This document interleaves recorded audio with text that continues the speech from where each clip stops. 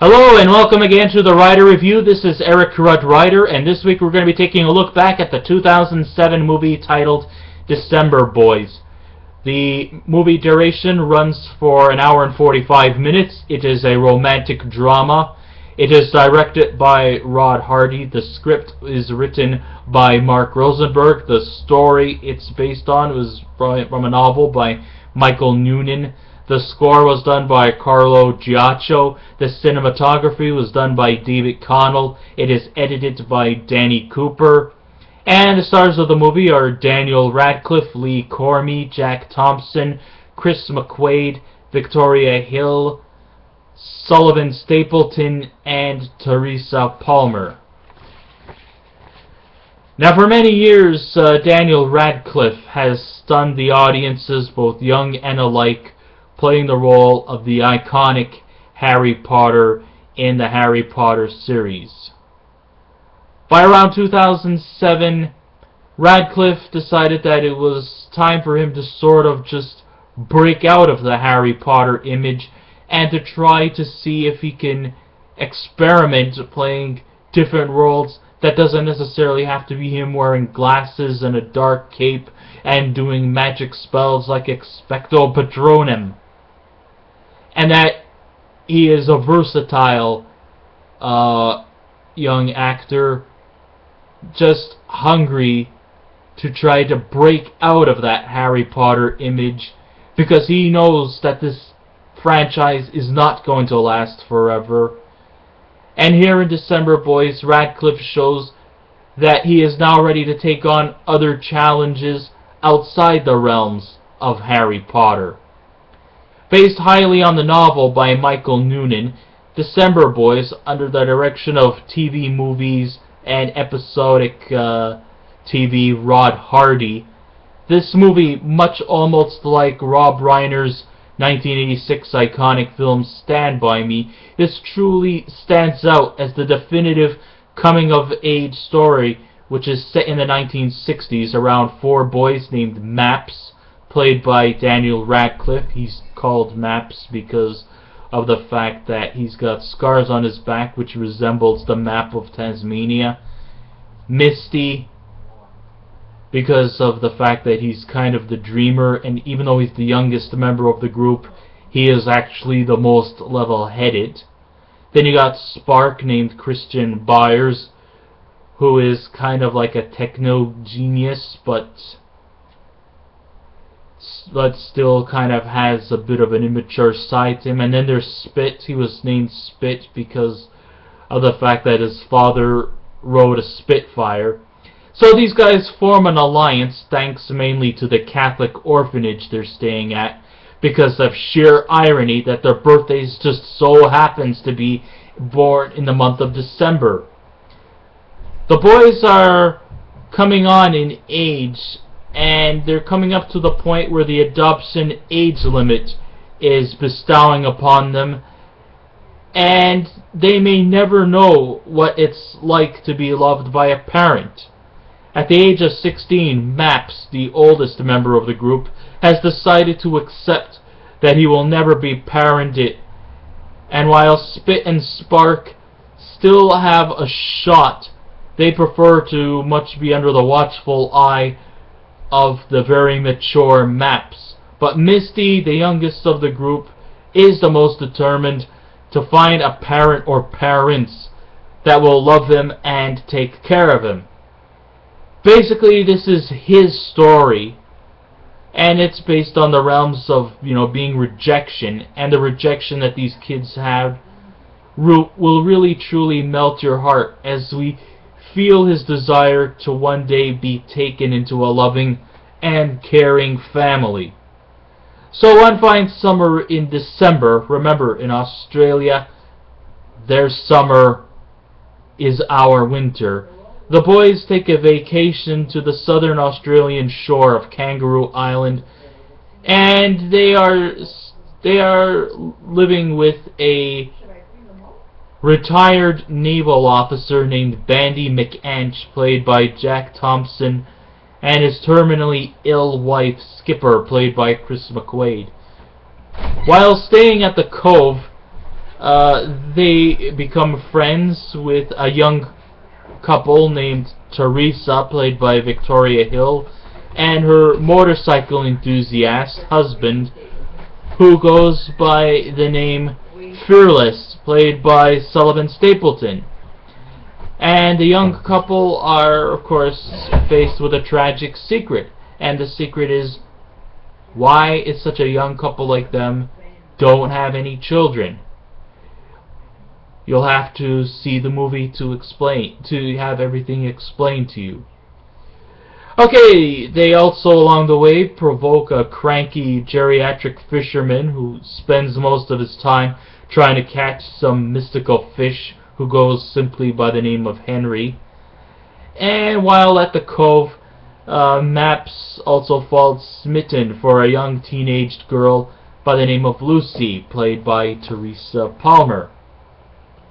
So what makes this story sell is definitely, obviously, the Australian coastline, which is so exotic, and the unorthodox rock formations in the cave really truly serve justice for the four boys, especially since this is Misty's dream, which connects almost to the Virgin Mary. In fact, the Virgin Mary actually does make an appearance in the scene, especially where Misty is drowning and Maps tries to save Misty, even though unfortunately Maps can't swim.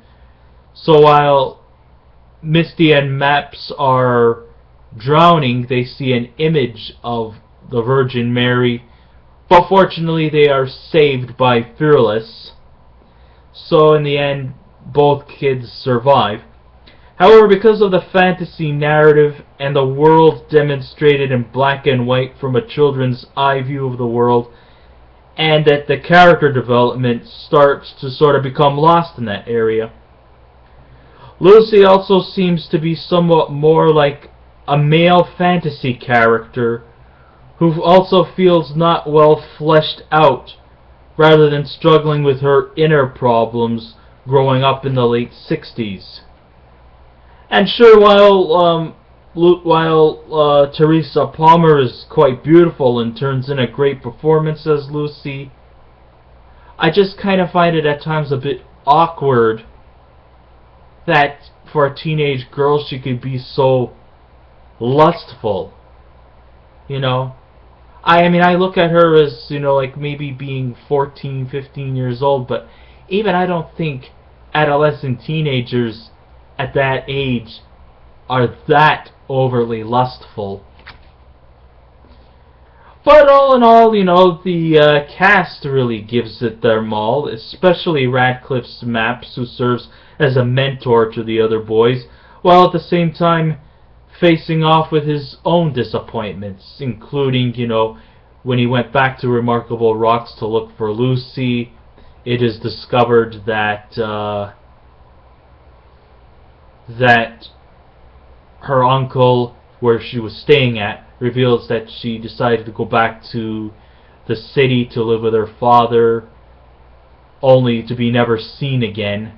And I guess that kind of disappointed Maps, and we kind of feel for him, which is why eventually he, I guess, took a vow of celibacy and would, as you could tell by the end of the film, he becomes a priest who sadly passed away. And at the end of the movie, Misty, who is now an older man, reunites with Spit and Spark as they throw ashes in the water where they spent their summer.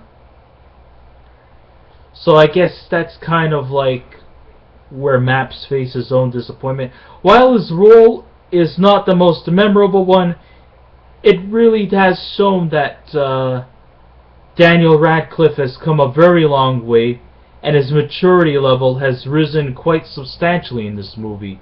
And of course, this was the first movie outside of Harry Potter that he has been in since the 2001 movie titled The Tailor of Panama. The movie had me totally dismissed that this young man starred in Harry Potter. And the trials and tribulations that he and the other three boys faced had me intrigued the whole time through. But the real scene stealer in this movie definitely goes to Lee Cormie, who plays the role as Misty. I mean, we just totally feel for him. In fact, I feel for this character, Misty, more than I can say for Maps. Sure, Maps plays the leading role, but Misty, he was the scene stealer. He was the one who will definitely have you melt your heart. And he is the character you really want to root for, because he's the one who is more than determined to want to be taken into a loving and caring family. And we root for his every decision that he makes. Cormie does just an exceptional job as a young boy, caught in the middle of being loyal to his December-born gang and his dedication into finding a family who will raise him and care for him. Some of the main faults in this movie includes the direction by Rod Hardy, who has no fanciful tricks, and the movie is not exactly that difficult to execute. Also, the ending can be a bit hard to swallow, as it manipulates its audience to garner one last tear to wrap things up, which could be both convincing, which could be at times contriving, I should say, and quite manipulative in its nature. The coming-of-age subgenres between the boys can also be there to reflect to more stellar entries, and it could also suffer a bit in its story tone. But the performances by the cast and the warm, optimistic feeling you get from watching this movie actually prevents this film from being a standard fare TV movie feeling to it. If I was to rate this movie a scale out of 10, I would probably give this one maybe an 8. I mean, it's definitely no Stand By Me.